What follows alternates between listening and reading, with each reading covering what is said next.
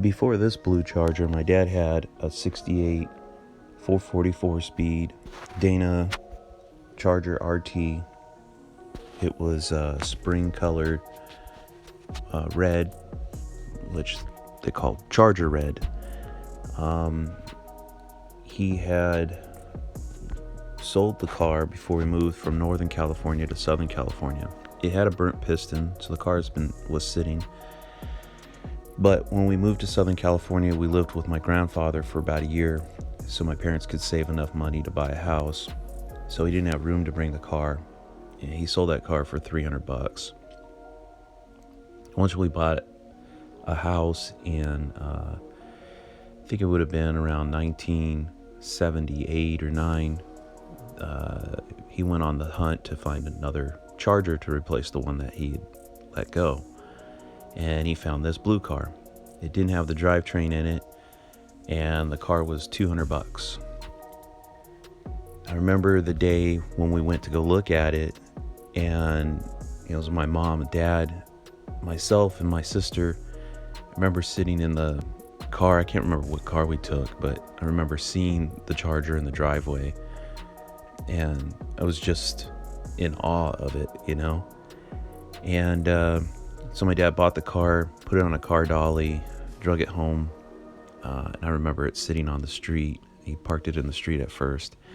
The nose was sitting high because there's no drivetrain, but I remember sitting in the car and just pretending like I was driving it, like I was Bo Duke, Dukes of Hazzard. So it was a good day. So after he got the car home, he went to a local junkyard, and they had a ex-police car, a 71 Polara, in the yard, and my dad bought the 440 drivetrain out of it.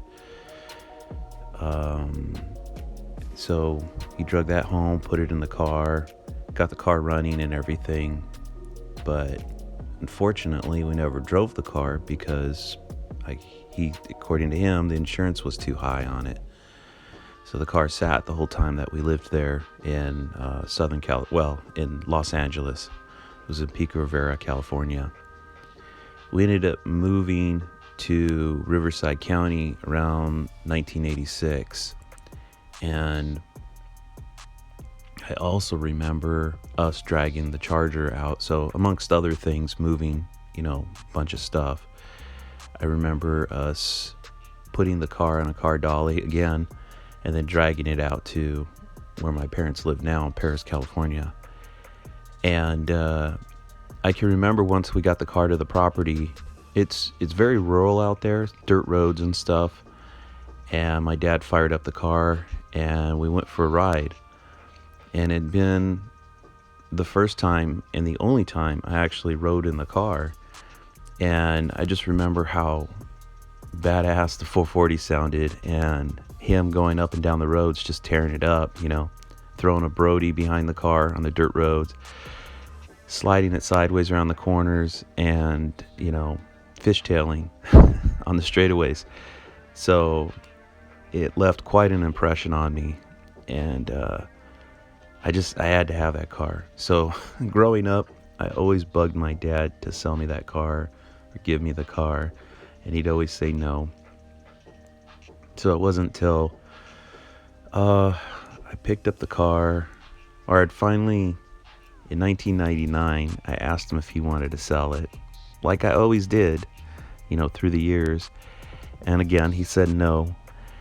And he said, well, how much would you give me for it? And so I said, Dad, I'll give you $1,500 for the car. And he said, what? They're worth that much money now? And I said, yeah. Now, I know you're listening to this and you're thinking to yourself, that's a ridiculously low number. But you have to realize, around 1999 when I bought this car, this is the most money I'd ever paid for a car, an old car. Well, no, any car. And I was still, I'd been buying Chargers in similar condition around the same time for, a couple $100. well, maybe in the $300 to $800 range, you know. So I really stepped it up to buy this car because I really wanted it. So anyway, the car's mine. I drag it home. I'm stoked to have it. I didn't do much with it. I think I might have worked on the brakes on it, and then the car had kind of stalled. You know, got pushed aside, and life and other cars got in front of it. Um, Ended up, um, meeting my wife, dating my wife. We moved in together, and around 2004 or so, I kind of wanted to, or I don't know, I just got the bug to kind of look at the paperwork that I got with the Charger. So my dad had kept all the paperwork that he had for that car, and there was a lot of documentation that actually led all the way back to the original owner on the car. So around that time, I have no idea if this still exists or not, but there was a website that was a people search website. You basically pay a fee and you put in somebody's name, and it'll give you a list of names and phone numbers with that name. So luckily, the oldest piece of paper I had was like some sort of smog certificate or inspection, and the name on it was Tom Hellawell. And so I did a people search on that name, and a number came up, or a few names and numbers came up, but this one just kind of made the most sense, and it was in, I think it was in Idaho, but I'm not sure. It might have been California, because there is some paper documentation that suggests, well, he sent me a letter eventually, but it was from California, so maybe it was California. Anyway, I called the number, and a lady answers the phone, and I said, yeah, I was wondering if Tom is available. And she goes, well, what's this about? And I said, I have a car that he used to own, and I just had some questions about it I wanted to kind of pick his brain on. And she says, what car was it? And I said it was a 1968 Dodge Charger. And she goes, a blue one? And I go, yeah. She goes, I remember that car. So it was pretty exciting to talk to her. This Joanne was his wife, and she was with him at the time and remembers them buying the car. So anyway, he was at work. He came home later. I called back later and ended up talking to him and stuff. And I was like, yeah, I always grew up thinking the car was an RT. I had no reason to doubt it because it had RT badges and RT stripes. Back in the 80s and the 90s, nobody really, well, especially the 80s, nobody really bothered looking at VIN numbers and decoding cars and stuff like that, So he said, yeah, after he'd bought the car, he had put the RT stripes on it and the RT badges, and bought some aftermarket wheels for it and stuff. So I was like, cool. And so I talked to him, and I told him I was kind of confused about some of the names, but I was wondering if he knew who these people were. So long story short, Tom had the car he bought it brand new in 1967. He said that he bought it after about a week after the car was released. Like, those cars were 68 models were released to the market. And he had said that there was two 68s on the lot. One was a 68 Coronet, but it was a small block. And then this Charger, which was a 383 big block. It's a 383 hypo car. So he drug this one home. Anyways, he had the car up to 72, and then he said he sold it to his sister Marie. Her last name, her married name was Link. So Marie and Robert Link had the car, drove the car from 1972 to 1977. The car then changed hands again to Earl Glennington. Now I don't get any kind of details. I don't have any documentation who Earl Glennington is, and if I asked them about it, I don't know what they told me. This was 2004, so kind of a while ago. But I think Earl is probably the husband to the Link's daughter. He had the car from 78 to 79-ish. And then the car went to David Link. So that David was the son of Marie and Robert Link. So backing up, original owner is Tom. He sells it to his sister Marie and her husband Robert. I think they sell the car to their son-in-law Earl, who then in turn sells it to his brother-in-law, who is Marie's and Robert's son, David. David had the car from 1978 to 1981. The registration does change names to another Marie, a Marie K. Link, not his mom. His mom was Marie Claudia Link, and that was his wife. So I'm not sure why it went into her name and out of his name, but for whatever reason, it was in her name when the car got sold to my dad in 1981. So Tom was kind enough to write me a letter and send me pictures of the 68 Charger when it was nearly new. He'd already had the wheels on it and the RT stripes and badges on the car. So the car was maybe 3-4 or so months old. Anyway, this is his letter. Hello, John. By the way, my name is John, but I go by Johnny as well. So, hello, John. Just a note to tell you what I know so far. First off, I have to type this as nobody in the world can read my writing. The Charger was purchased from Jerry Goodwin Dodge on Lakewood Boulevard, Bellflower, California, about 1 week after introduction. I sold the car to my sister Marie, Claudia, and her husband, Doug Link. They in turn passed the car to their son, David. Okay, pause. So I'd already told you it went to an Earl Glenning in between the parents and David. So I'm not sure his relationship, but that obviously happened, and Tom probably didn't know it because Earl only owned the car, I think, within a year or so, like late 78 to mid 79. So anyway, back to the letter.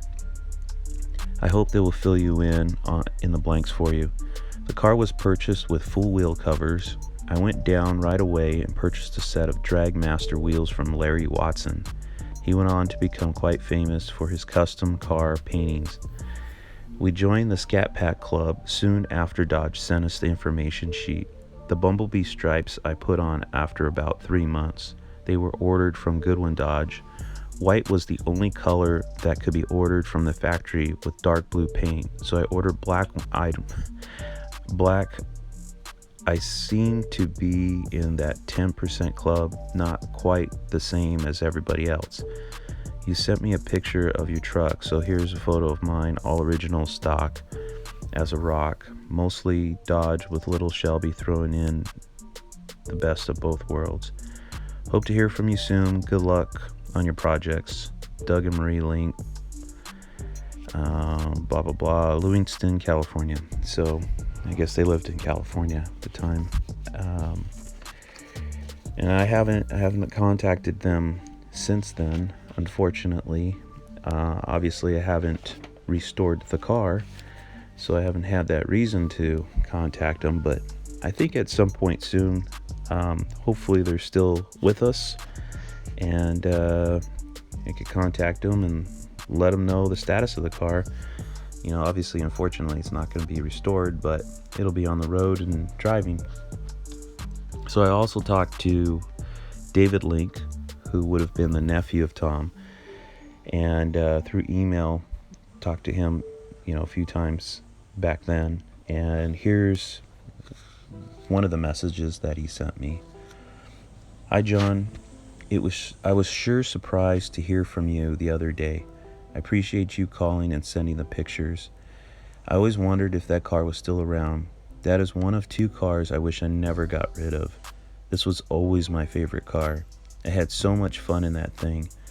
I'm lucky I didn't go to jail more than once. I owned that car since soon after high school, and my dad owned it while I was in high school.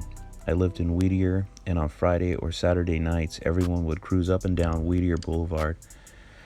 I got into more stoplight to stoplight races there than I have for the rest of my life. That car was a bad influence on me. I love the way that it sounded, kind of a rumble even at idle. Boy, that car sounded so powerful. I love the feeling of accelerating and the sound of the motor racing. I drove that car a few times even before I got my license, but that was with the 383 4-barrel. After that motor got tired, a friend of mine had a 446-pack motor and someone had stolen the intake and carbs off of it.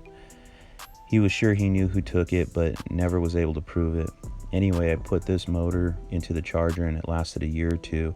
Then I took it out and had the block bored 30 over with new pistons and rings. It had 10.5-to-1 compression. I put a street Hemi grind cam in it. I think it was a Sigerson. I used a Holley 750 double pumper on a Torquer manifold. It had 391 gears in the rear end. I'm sure you know this, but the gears are very easy to change on an 8 3/4 rear end. Just pull the axles and then bolt the third member and pop in the other, and you're ready to go. I remember to lower the car was real easy.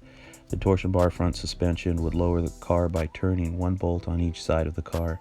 I remember lowering the fender to the top of the rim. The car looked great. I bolted on some headers and drove it down to the muffler shop with open pipes. Boy, that thing was loud. You know, I had all but given up ever owning a car like this again. One like you have is worth quite a bit of money fixed up. It's probably going to cost $15,000. Remember, this is 2004. At least one that I would be happy with. I just bought a car. I really searched through all the muscle cars and decided I really can't afford one. I can't afford to buy one, right? Nor do I have the time and money to restore one. But I still really enjoy looking at them. I ended up buying a Jaguar XJS with a V12 and an automatic. It has a top speed of 155 miles an hour. It is only 326 cubic inches. It is so quiet that the tires on the road make more noise than the engine does at speeds under 100. I miss the roar of a big block and the sound of the transmission kicking down a gear, but I am glad I got the opportunity to drive these cars, at least in the early part of my life. I was sure glad that someone owns the Charger who will enjoy it as much as I did. I envy you getting that car back on the road. I can tell by looking at your other car that the Charger will one day be very nice again. Thanks for letting me know about the car, and I would really enjoy seeing a picture now and then as you restore it. I don't have any old pictures of the car. I'm sure my ex-wife got rid of them, but I did find a car online that reminded me of our car when it was newer. Thanks, David Link. So that was pretty cool. Something else I'd asked Tom when I had him on the phone was if he knew what happened to the driver's side door, and he said that when he had the car, he had a boat on a trailer up in the driveway, and the Charger was parked at the bottom of the driveway sideways, and the boat and trailer rolled down the driveway and hit the car square in the door. So he got it repaired, and you could see where it's blended on each side of the door into the quarter panel and the fender. But over time, the way the heat has basically hit the paint and faded it. It's faded it differently there on the door, and most of the paint is gone. Shortly after moving to Riverside County, Paris, California, a friend of my dad, guy that he worked with, who kind of encouraged him to move out to this area, basically gave him a 67 Camaro. And when my dad got the car, put it on the trailer, and was unloading it, he was unloading it in front of the Charger. And I don't know, he must have had a weak bolt or weak chain, but it broke, and the Camaro came rolling off the trailer, and it hit the front. The rear bumper of the Camaro hit the front fender and that grill area of the Charger, and that's where that damage came from. On the driver rear of the quarter panel right here, it got caved in my parents had goats around the property, and the goat basically hammered in the side of that quarter panel. I was so pissed off. I think I kind of scolded my parents for having goats anywhere near the car. I popped the trunk and just put my foot in there and basically pushed the quarter panel back out. Still a little wrinkled, but it's fine.